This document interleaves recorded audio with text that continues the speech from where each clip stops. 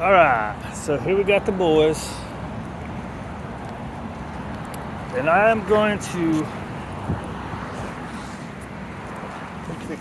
fix Willie's collar.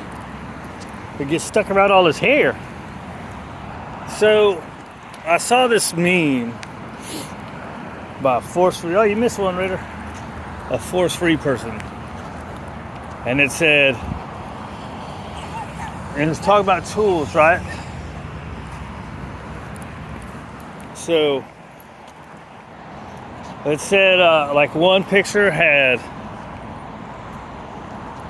prong collars, or maybe it said aversive tools. I can't remember. Said, or maybe it said punishment corrections. That's what it was. It's punishment corrections. Doesn't cause pain. It's just communication, right? And then the next picture was like something or other, and then somehow it got to where it said, oh, so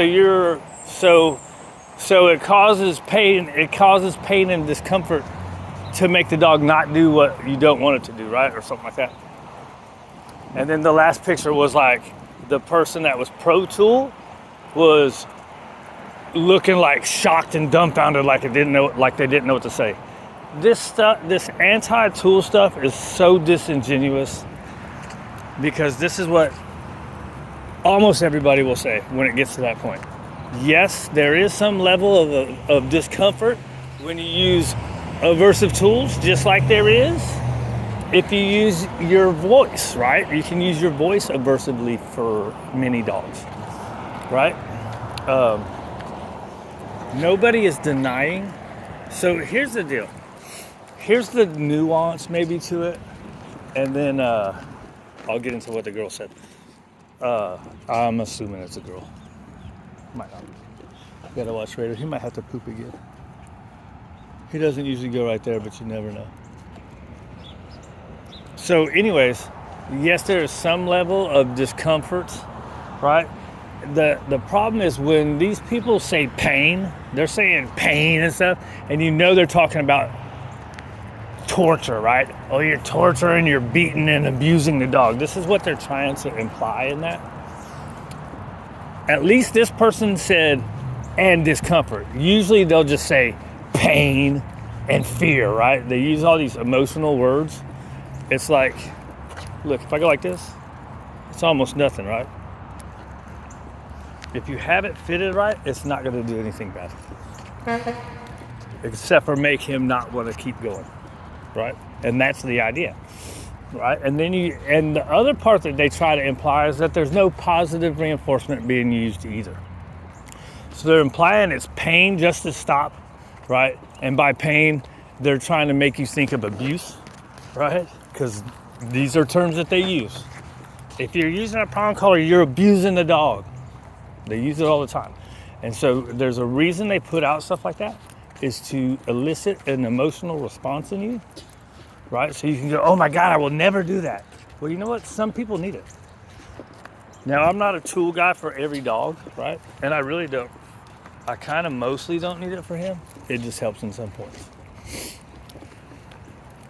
Where was I going? The tools. Yeah, so, yeah, exactly. You positively reinforce what you want and what you like, right?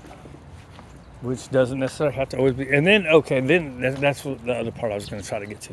I'm terrible at this kind of stuff. Some people make their points. It's because I don't have the conviction of using it for every dog. So I'm like, yeah, you do, whatever. It's people's choice. It's what the dog needs, and then the people's choice from there, right?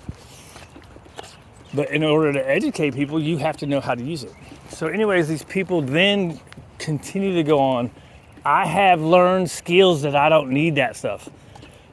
You don't know how to, look, I tried to put these guys on an e-collar, and it was a pain in the butt for me to learn it, right? Now, I was trying to do two at once instead of just one at a time.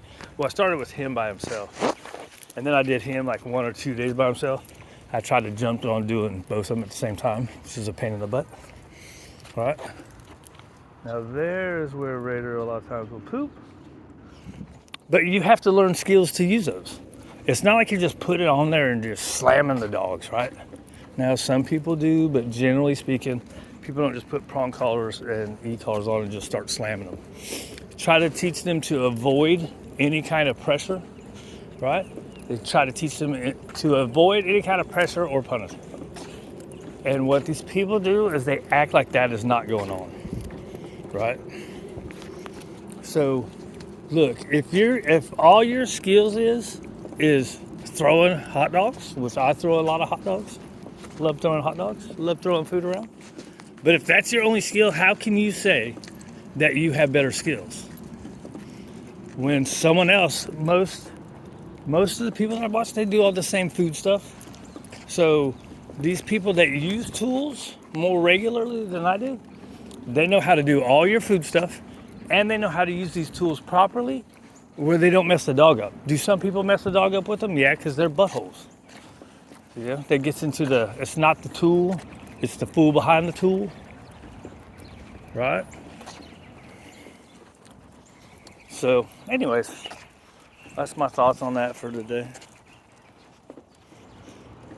You do not have more skills than somebody else because you can take longer, right, to get a person to where they're more successful with their dog because you don't use a tool.